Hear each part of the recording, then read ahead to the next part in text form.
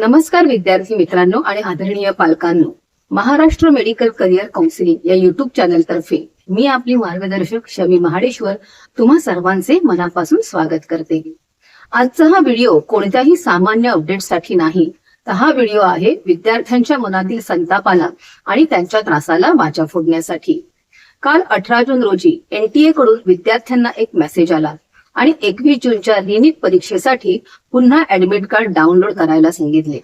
या प्रकारामुळे ज्या विद्यार्थ्यांनी आधीच ऍडमिट कार्ड डाउनलोड केले होते त्यांच्या मनात प्रश्नांचे मोहोळ उठले आहे। आम्हाला नवीन मेसेज आलाय, आम्ही आधीच हॉल तिकीट डाउनलोड केलंय, मग आता पुन्हा डाउनलोड करायचं का? अशा अनेक शंका विद्यार्थ्यांनी आमच्याकडे उपस्थित केल्या आहेत। सोशल मीडियावर प्रश्नांची सरबत्ती झाली आहे। विद्यार्थ्यांना NTA या नोटीसचा नेमका अर्थ काय हेच समजत नाहीये। म्हणूनच ज्या पालकांच्या आणि विद्यार्थ्यांच्या मनात या मेसेजमुळे संभ्रम निर्माण झाला आहे त्यांच्यासाठी हा विशेष व्हिडिओ। खरं तर 21 जूनला होणाऱ्या रिनीट परीक्षेसाठी NTA ने जो मेसेज आता पाठवला आहे तो 14 जूनलाच येणे आवश्यक होते। त्यांनी सुरुवातीला स्पष्ट सांगायला हवे होते की जुने ऍडमिट कार्ड ग्राह्य धरले जाणार नाही, सर्वांनी नवीन कार्ड डाउनलोड करा। पण NTA ला वेळेवर सुचले तर NTA कसले? आधी आपण NTA चा तो मेसेज जसाच्या तसा वाचूया। Urgent, NEET UG 2026 re-exam is scheduled on 21st June 2026. Download your new fresh admit card from neet.nta.nic.in immediately. Note, your city may be the same, but your exam center and roll number may change. Old admit cards will not be valid. NTA. विद्यार्थ्यांनो, आता या मेसेजचा मूळ अर्थ आणि त्यामागचे गणित शांत डोक्याने समजून घ्या। हा मेसेज सर्वांसाठी बंधनकारक नाही। एकूण 22 लाख विद्यार्थ्यांपैकी आतापर्यंत केवळ 16 लाख विद्यार्थ्यांनीच 21 जूनच्या परीक्षेसाठी ऍडमिट कार्ड डाउनलोड केले आहे।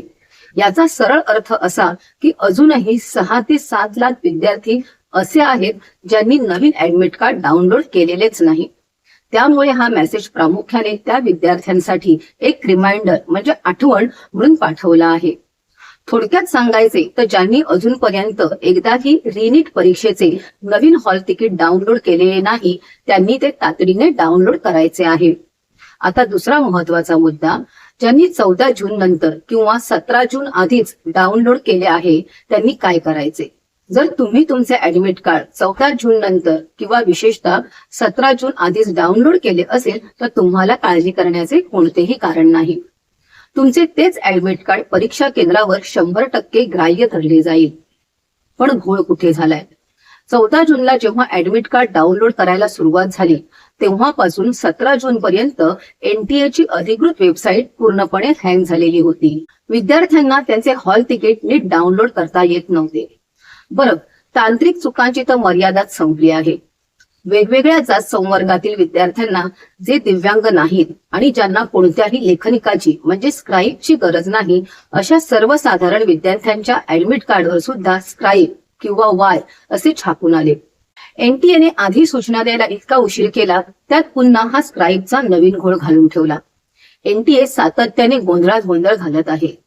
आधीच परीक्षेचे टेन्शन आणि त्यात 4-5 दिवस त्यांची साईट हँग। अशा परिस्थितीत विद्यार्थ्यांनी अभ्यास करायचा की दर 2 मिनिटांनी मोबाईलवर NTA चा मेसेज आणि त्यांच्या सूचना वाचत बसायचे?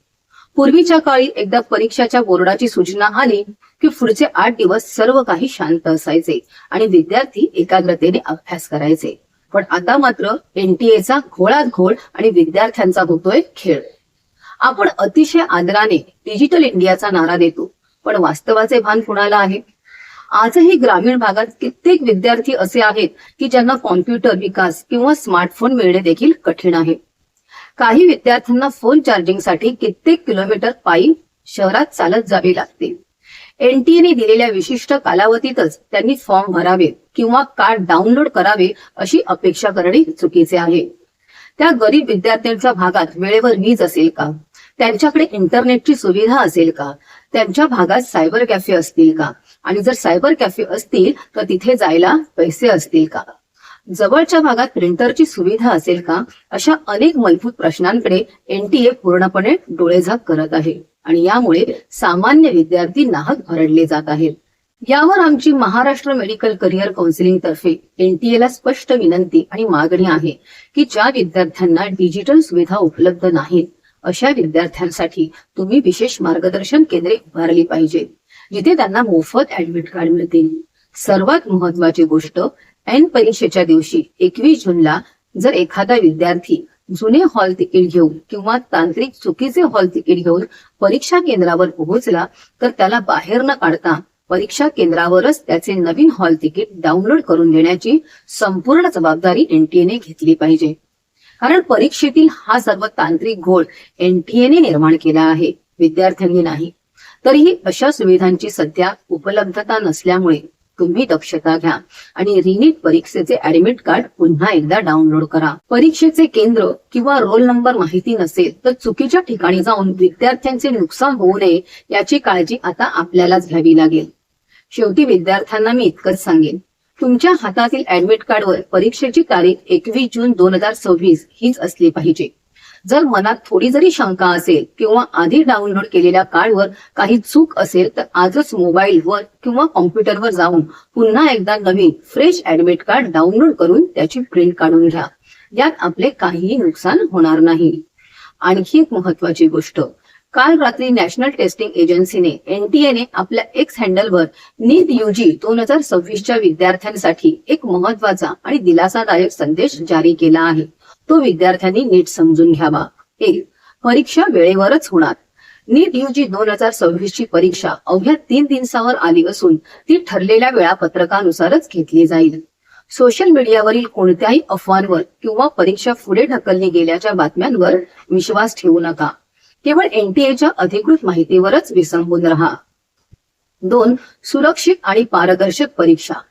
परीक्षा अत्यंत सुरक्षित, न्याय्य आणि पारदर्शक वातावरणात घेण्यासाठी NTA विविध मंत्रालये, राज्य सरकार आणि सुरक्षा यंत्रणांशी समन्वय साधून कडक सुरक्षा व्यवस्था केली आहे. गैरप्रकार करणाऱ्यांवर कडक कारवाई केली जाईल. 3. विद्यार्थ्यांच्या हिताला प्राधान्य. 3 मे रोजी घेण्यात आलेला कठीण निर्णय केवळ विद्यार्थ्यांच्या हितासाठी आणि पारदर्शकता जपण्यासाठीच घेतला गेला होता. त्यातून धडा घेऊन यंत्रणा अधिक मजबूत करण्यात आली आहे. 4. मानसिक आरोग्याला महत्व. जर विद्यार्थ्यांना ताणतणाव जाणवत असेल तर ते एकटे नाहीत. त्यांच्या मदतीसाठी मानसिक आरोग्य हेल्पलाईन क्रमांक 14 उपलब्ध आहे. 5. पालक आणि शिक्षकांना आवाहन.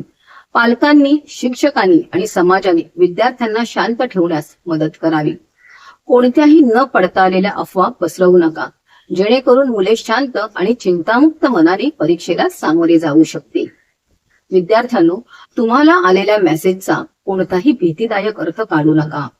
ऐन परीक्षेच्या काळात अशा अफवा आणि संभ्रमांपासून दूर राहा. स्वतःवर विश्वास ठेवा आणि शांत डोक्याने परीक्षेची तयारी करा. ज्यांच्या ऍडमिट कार्डवर काही चुकीचे छापून आले असेल त्यांनी NTA हेल्पलाईनकडे संपर्क साधावा, त्यांना ईमेल करावा किंवा व्हॉट्सअपद्वारे संपर्क करावा. मेडिकल ऍडमिशन आणि नीटच्या अशाच खऱ्या, रोखठोक आणि अचूक माहितीसाठी आपल्या महाराष्ट्र मेडिकल करिअर काउन्सिलिंग चॅनेलला सबस्क्राईब करून ठेवा आणि हा व्हिडिओ तुमच्या मित्रांना पाठवून त्यांचीही भीती आणि संभ्रम नक्की दूर करा. तसेच नीट 2026 परीक्षेच्या सर्व अपडेट तुम्हाला वेळेवर मिळण्यासाठी आमचा फ्री व्हॉट्सअप ग्रुप आजच जॉईन करा. त्यासाठी स्क्रीनवरील नंबरला फ्री अपडेट असा मेसेज करा अथवा डिस्क्रिप्शन बॉक्स मध्ये लिंक वरून आमचा व्हॉट्सअप ग्रुप जॉईन करा. तुम्हा सर्व विद्यार्थ्यांना परीक्षेसाठी महाराष्ट्र मेडिकल करिअर काउन्सिलिंग तर्फे खूप खूप शुभेच्छा. सुरक्षित रहा, अभ्यास करत रहा. पुन्हा भेटूया अशाच माहितीपूर्ण व्हिडिओ सहित. तोपर्यंत धन्यवाद.